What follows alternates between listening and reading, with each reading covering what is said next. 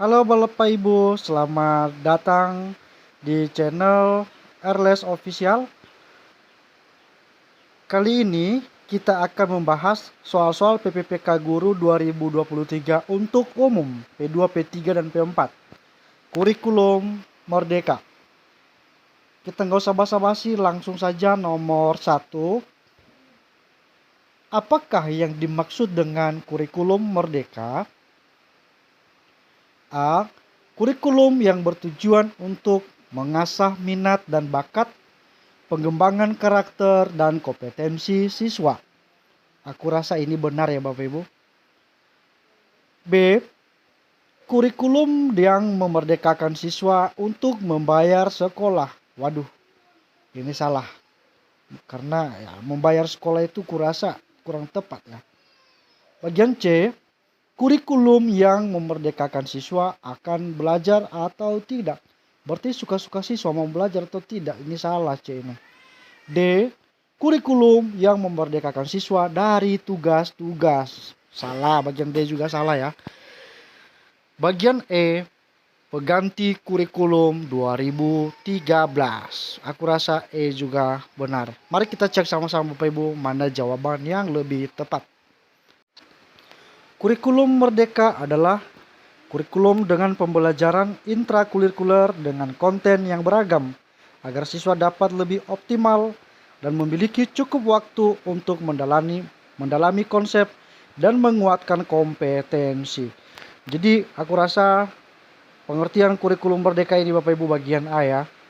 Kurikulum yang bertujuan untuk mengasah minat dan bakat, mengembangkan karakter dan kompetensi siswa. Oke, lanjut soal nomor 2. Bagaimanakah pemberian materi pelajaran kepada siswa dalam kurikulum merdeka? A. Hampir sama dengan kurikulum 2013. Betul. B. Konten materi pelajaran lebih banyak. Ini juga benar. C. Hanya materi esensial saja. Ini juga benar. Jadi saya menyatakan benar ini Bapak Ibu karena saya sudah mengikuti sosialisasinya melalui aplikasi Merdeka Mengajar. D. Materi pelajaran di fase E boleh dipilih sesuai keinginan siswa, tapi ini kan hanya untuk tingkat SMA saja. Karena fase E itu kelas 10 SMA. E. Materi pelajaran di fase E boleh dipilih sesuai keinginan siswa, minimal 7 mata pelajaran. Aku rasa D dan E ini juga kurang tepat. Mari kita cek sama-sama Bapak Ibu. Apa saja fokus kurikulum merdeka? Karakteristik pertama dari kurikulum merdeka adalah memiliki fokus pada materi esensial. Materi esensial adalah literasi dan numerasi. Dengan begitu, diharapkan peserta didik memiliki pemahaman yang lebih kuat pada pembelajaran dasar tersebut. Jadi jawaban yang tepatnya Bapak Ibu di antara A, B, dan C adalah bagian C. Hanya materi esensial saja. Oke, lanjut soal nomor 3.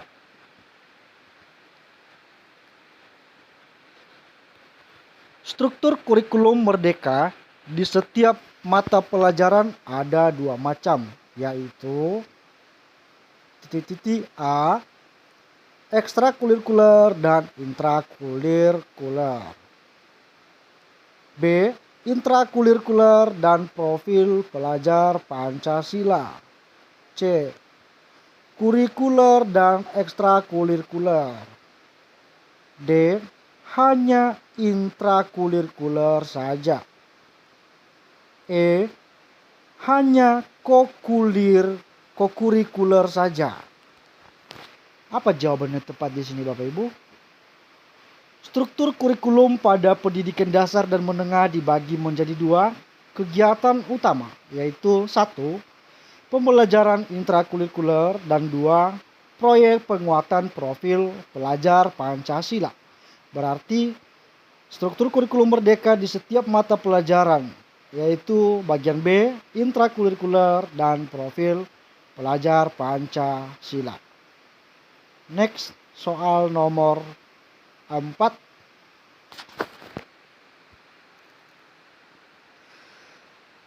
Tujuan pendidikan menurut Ki Hajar Dewantara adalah, wow, soal ini Bapak Ibu sering kali keluar dari setiap tes CPNS, bahkan paling terakhir di tes PPPK 2021 kemarin. Bisa jadi soal ini keluar lagi. A. Memerdekakan pendidikan, gak masuk akal. B. Memerdekakan negara, kita kan sudah merdeka. Ini salah bagian B ini. C. Gak mungkin lah memerdekakan negara ya. C. Memerdekakan sekolah, tidak masuk akal juga. Masa sekolah merdeka? D. Memerdekakan manusia, aku rasa ini sesuai dengan tujuan pendidikan nasional. E. Memerdekakan institusi pendidikan, salah. Menurut Ki Hajar Dewantara, mendidik dan mengajar adalah proses memanusiakan manusia, sehingga harus memerdekakan manusia dan segala aspek kehidupan, baik secara fisik, mental, jasmani, dan rohani.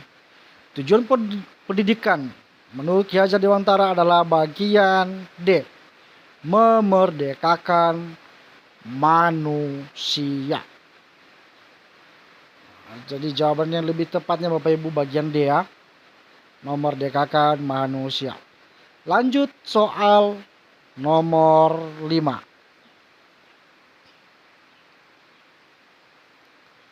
Trilogi dari Ki Hajar Dewantara yang terkenal adalah sebagai berikut.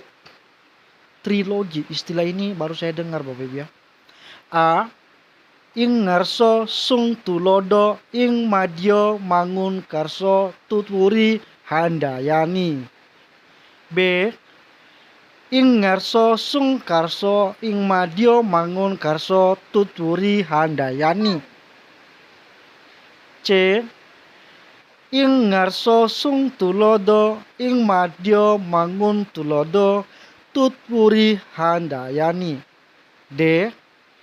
Ing ngarso sung madya in mangdya mangun karso tutwuri handayani. E. Ing ngarso mangun madya ing madya mangun karso tutwuri handayani. Semoga logat saya ini mirip bahasa Jawa ya Bapak Ibu. Kita cek mana yang tepatnya. Konsep trilogi Ki Hajar Dewantara yang berbunyi ing ngarsa sung tulada ing madya mangun karsa dan tutwuri handayani merupakan konsep kepemimpinan yang demokratis yang bersifat terbuka dengan memberikan kebebasan kepada bawahannya untuk berkembang sesuai kodratnya masing-masing. Jadi trilogi dari Ki Hajar Dewantara yang terkenal adalah bagian A. Ing ngarso sung tulodo ing madya mangun karso tutwuri handayani. Next soal nomor 6. Jadi dihafal Bapak Ibu ya. Nomor 6. Latar belakang dari penerapan kurikulum merdeka ... Ini terkait dengan sejarah terbitnya kurikulum merdeka. A. Karena kita ingin merdeka. Wow, kita sudah merdeka dari 1945, nggak mungkin. B. Karena Indonesia mengalami krisis pembelajaran. Kalau bagian ini saya akui benar. C. Karena ingin menerapkan filosofi Ki Hajar Dewantara. Nggak mungkin dong. Bagian D. Karena kurikulum 2013 sudah harus diganti. Kalau ada rumusnya pergantian itu ya mungkin saja ya. E. Karena setiap ganti materi harus ganti kurikulum. Wow, luar biasa bagian E ini. Salah ya bagian E. Oke Bapak Ibu kita cek sama-sama. Berdasarkan hasil evaluasi tersebut, pemerintah kemudian mengembangkan kurikulum merdeka sebagai kurikulum yang lebih fleksibel, relevan, dan mendalam. Kurikulum merdeka diharapkan dapat memberikan solusi atas permasalahan pembelajaran yang ada di Indonesia dan meningkatkan kualitas pendidikan nasional. kita garis bawahi hasil evaluasi tersebut. Jadi yang dievaluasi pada saat itu Bapak Ibu ya, kebetulan pada tahun 2020 yang lalu kita dilanda COVID-19. Jadi Menteri Pendidikan mengeluarkan sebuah keputusan bahwasannya kurikulum 2013 dikembangkan, maksudnya disederhanakan oleh pemerintah secara mandiri.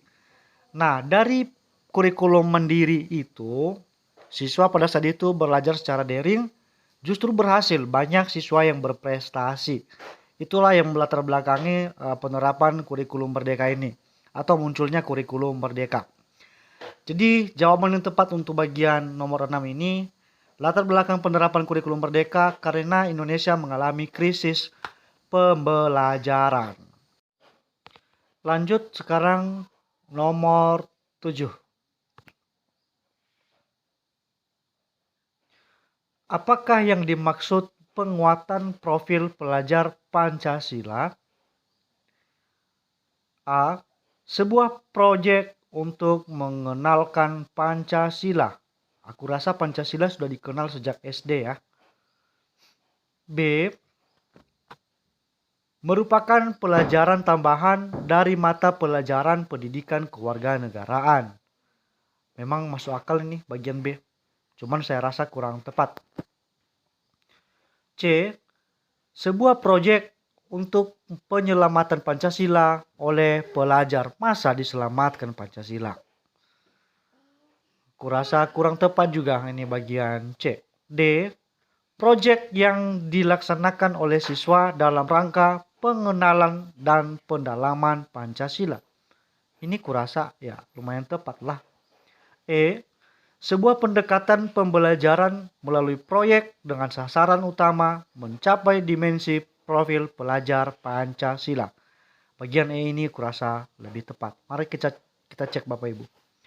Proyek penguatan profil Pancasila yang biasa disingkat dengan P5 adalah inisiatif yang bertujuan untuk menggali, memahami, dan menerapkan nilai-nilai Pancasila dalam kehidupan sehari-hari para pelajar. Jadi jawaban yang tepat di sini Bapak Ibu, yang dimaksud penguatan profil pelajar Pancasila, sebuah pendekatan pembelajaran melalui proyek dengan sasaran utama mencapai dimensi profil pelajar Pancasila. Jawabannya bagian E.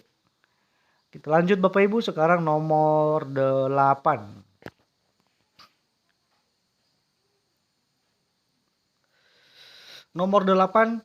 Profil pelajar Pancasila meliputi hal-hal berikut ini. Kecuali A.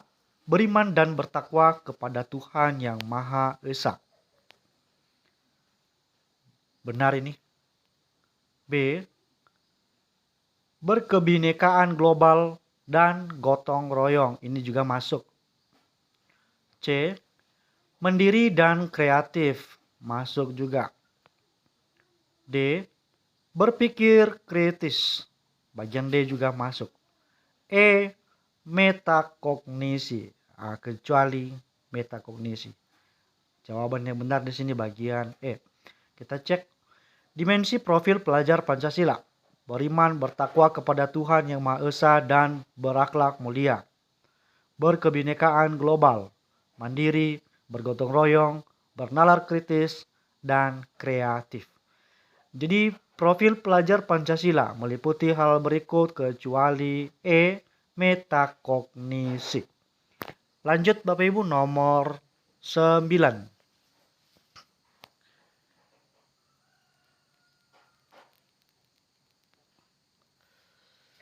Nomor 9. Di fase apakah siswa SMA dapat memilih mata pelajaran sesuai dengan bakat dan minatnya, serta menjadi dasar dalam memilih jurusan pada studi lanjut? Oke, inilah dia kurikulum merdeka. A. Fase B. Apa itu fase B? Fase B adalah fase yang diperuntukkan bagi pendidikan sekolah dasar atau sederajat kelas 3 dan 4. Itu artinya semua siswa yang berada di kelas 3 dan 4 berada pada fase yang sama. Nah, berarti istilah fase B ini Bapak Ibu setara dengan kelas 3 dan kelas 4 SD. Berarti mungkin fase A-nya kelas 1 sampai 2. B, fase C. Fase C adalah fase yang diperuntukkan bagi pendidikan sekolah dasar atau sederajat kelas 5 dan 6. Dengan adanya fase semacam ini, setiap guru tidak bisa memaksakan peserta didik untuk memahami kompetensi yang belum dikuasainya. Berarti di fase C ini berarti kelas 5 dan kelas 6 sesuai daya mampu siswa itu aja. Waduh. C, fase D. Apa itu fase D? Capaian pembelajaran untuk jenjang SMP yang sederajat terdiri atas satu fase, yaitu fase D. Untuk kelas 7, kelas 8, dan kelas 9. Berarti sebutan untuk anak-anak SMP fase D. Wow, perubahan yang sangat luar biasa. D, fase E. Fase E, kurikulum merdeka adalah fase yang diperuntukkan bagi kelas 10, baik di tingkat SMA, SMK, atau sederajat. Di fase ini, peserta didik dituntut untuk bisa mengenali potensi serta bakatnya sebelum masuk ke tingkat kelas yang lebih tinggi. Berarti ada tuntutan di fase E ini. Berarti kelas 10 SMA adanya tuntutan untuk bisa mengenali potensi serta bakatnya. Jadi fase E ini istilah lain daripada kelas 10 SMA. Oke, bagian E, fase F. Fase F, kurikulum merdeka adalah fase yang diperuntukkan bagi kelas 11 dan 12, baik tingkat SMA SMK atau sederajat. Pada fase ini, peserta didik bisa memilih mata pelajaran yang disukai sesuai dengan minat dan bakatnya. Jadi jawaban yang tepat di sini Bapak Ibu bagian E ya. Dapat memilih mata pelajaran sesuai dengan bakat dan minatnya, yakni fase F. Oke. Aku rasa sangat jelas nomor 9 ini. Sekarang nomor 10.